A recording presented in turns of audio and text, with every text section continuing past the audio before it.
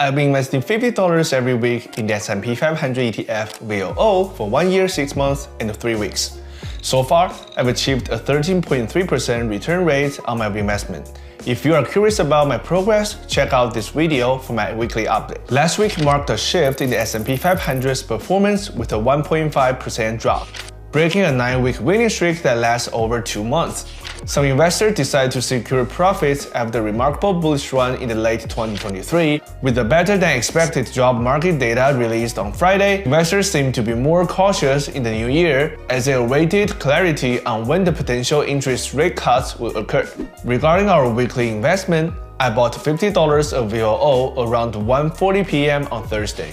Our current holding stands at 10.7 shares with a market value of $45.88. reflecting a profit of $5.38, maintaining a 13.3% return rate.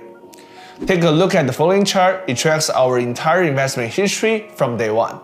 The robust uptrend from October through the end of the year created a strong buffer for us against this week's pullback. As a result, despite this week's significant drop, we are still holding onto a double-digit return rate. That's everything for this week.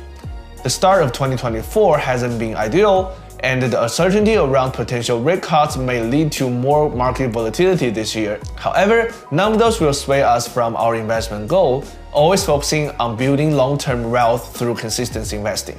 Stick to the plan, and I'll see you next week.